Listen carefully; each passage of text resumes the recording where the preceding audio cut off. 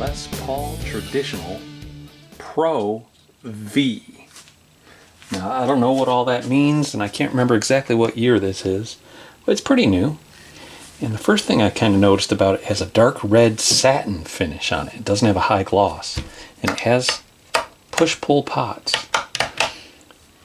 The headstock was broken off, like you saw, and it was in the shop for neck repair, which these days I do neck splines, and it's already done. So I went to the last part of the video to start with this time. I didn't film it along the way, but I'm going to go back and show you some slideshow photos, and I'll narrate over that and just let you know that how it turned out.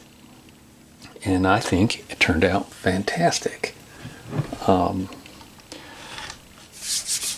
It was nice that the satin finish allows me to spray on that very last coat, and we're done. I just sprayed that on 3 days ago, and it's really ready to go. But the thing I wanted to show you at the end here, which I usually don't talk about, is what happens when you have the fretboard taped off with masking tape and you spray. You get this real sharp edge right here. Can you hear that? It's worse in other spots. Up here it's usually not that bad. As you get up here, I like to use this round scraper, and I just come in like this and make about 4 swipes, and each time I round the corner. That was only 3 swipes. Okay, let's do 3 swipes. There. And it's good to go. That's all it needs. We don't need to use sandpaper or whatever. And the reason I don't like using sandpaper for this step is because sometimes you'll slip with the sandpaper and you'll hit the fret and leave a mark on the fret. Sometimes when the guitar falls over and the neck breaks off, you got to inspect the frets, because sometimes it'll land on the fretboard and the string will dent the frets. And on this one, I don't see that happened. So there's no fretwork needed that I know of yet. Until we get the strings on, we'll see. I'm going to continue putting this together and I'll check back. When I first saw this color, I thought to myself, ooh, that's red mahogany, or it's a dark red. But I had a test piece, those the splines that I use. I take a piece of that mahogany and I start finishing it the same way that I'm planning on finishing the rest of the guitar. And turns out right away that red mahogany from color tone is way too brown of a red. It's a brownish red. It's not a real bright red. This turns out, whoa, this one won't, oh, there we go.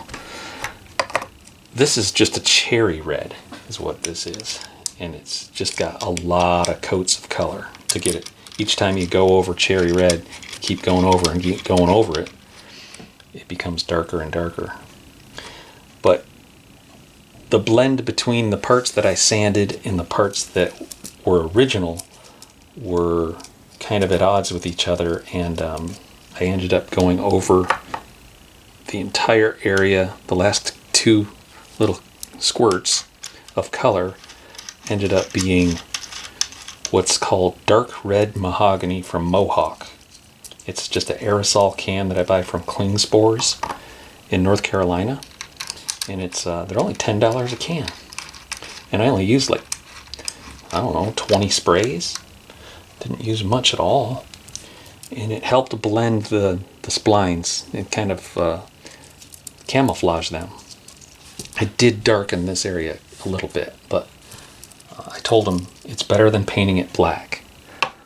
A lot of repair shops will just go ahead and paint the darn thing so dark that it looks black, or they just use black. I've seen people bring me stuff where someone's just used like Krylon aerosol black to just completely cover up everything. And to me, I'd rather see the repair. I'd rather see a little trace of them splines, because I don't think it looks too darn bad. Do you? I'm going to send this to Mike McConville over in Canada, Stratford, Canada, Ontario. he's going to love to see this because this is his splining jig. He calls it the neck surgery jig. I'm going to take a little picture of this and show it to him.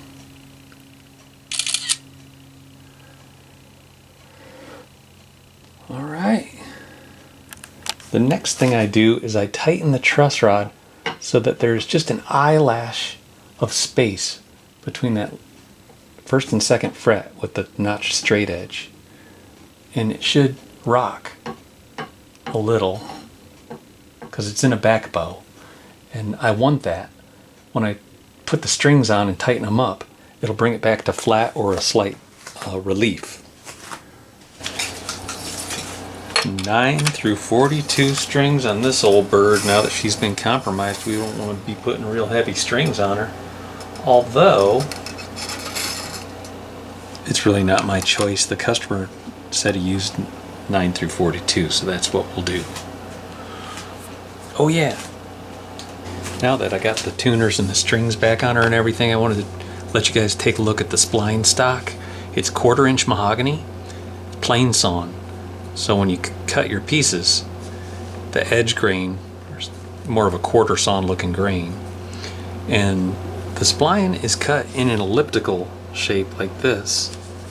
So it sweeps in and makes its deepest cut here at the thinnest part of the neck. And then it sweeps back out. And the little mahogany pieces that I cut end up looking kind of like that. And then you glue them in, trim it down. I've got some footage I'm going to show you of me doing that trimming and sanding and stuff like that. But these little off-fall pieces of mahogany you can use to do your color matching with. And like I said, I ended up sanding a big patch and doing cherry red with the airbrush till it was, you know, in the ballpark of the surrounding matching color. And then I did the dark red mahogany toner, mohawk, over the whole splined area just to camouflage it a little bit. Not too much though. You still want to see the splines. And here you can see them pretty good. They're looking good.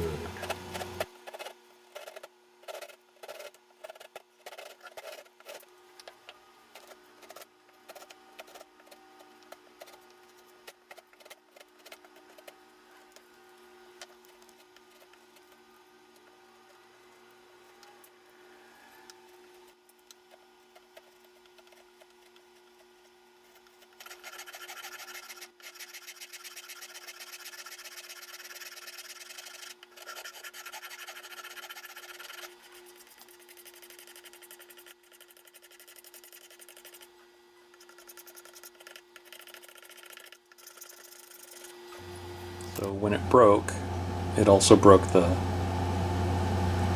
truss rod cover. So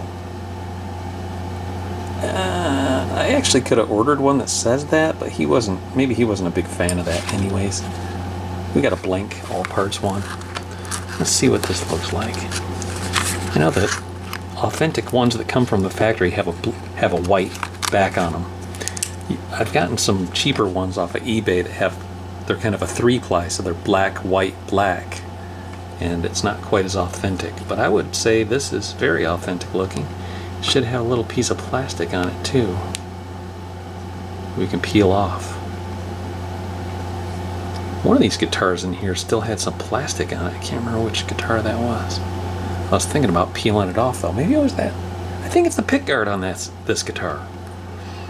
I think I should peel that off for him, so it looks shiny and nice when he gets it back.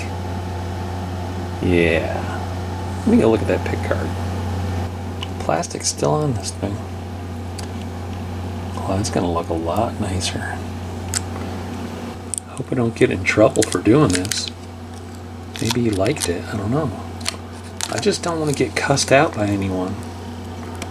But you know, since I've been in business, no one's really cussed me out yet. Actually, everybody's been quite happy. You ever have a problem with these angled headstocks when you go to put the truss rod cover on?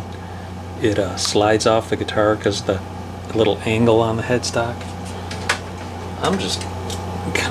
I always have this little awl, and I I use it for all kinds of stuff, but I just thought, I'm going to use it for this. Kind of hold that in place. Well, I didn't want to get my fingerprints on it. It's brand new.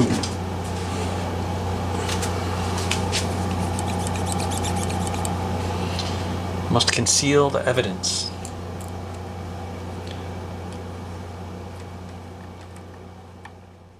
The customer told me that the guitar was just sitting on a cheap guitar stand when it fell off and hit the floor. They weren't jumping on the bed with it or doing anything crazy. Kind of goes to show you that genuine mahogany is not the strongest wood ever made. Some pieces are harder than others. This one obviously was of the less dense variety. I glued it back on with Tight Bond original wood glue, and it left a little crack, a little light colored crack. I like taking 320 grit sandpaper wrapped around a 1/2 inch dowel and using it to make sure there's no ledge or high spot there. Just make sure everything's level. And then I set up the GPS workstation and the neck surgery kit out in the garage with a Bosch Colt router and a 1/4 inch straight router bit. The router installs into a wooden sled that rides along those 2 aluminum rails, and you cut through the treble side and then you flip it around and cut through the bass side. After cutting the channels, you take the 1/4 inch mahogany stock and run it on the bandsaw. The little template I showed you earlier can be used to make sure that you have it all the right shape. Once you get it trimmed down, you can sand it and grain fill it.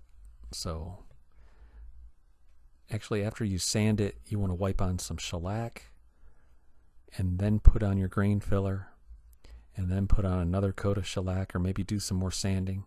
I opted for doing a lot more sanding. I wanted to get rid of that stripe of red mahogany or red cherry red down the center. That way I just have a little bit on each edge.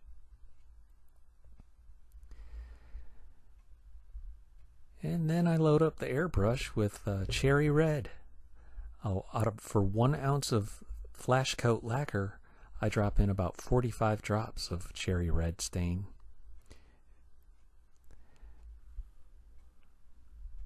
And it takes 3 or 4 coats before you get to the right color. After I got to the correct color, I took out the Mohawk dark red mahogany and gave it a couple sprays just to disguise the evidence a little bit more.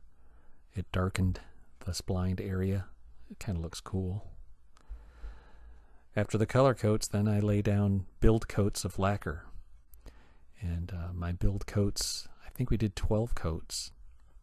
And we let it set for 1.5 weeks.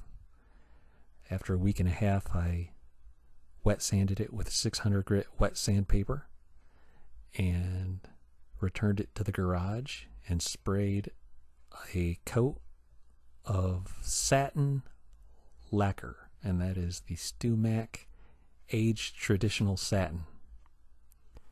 And that's it. 3 or 4 days later, we put it back together.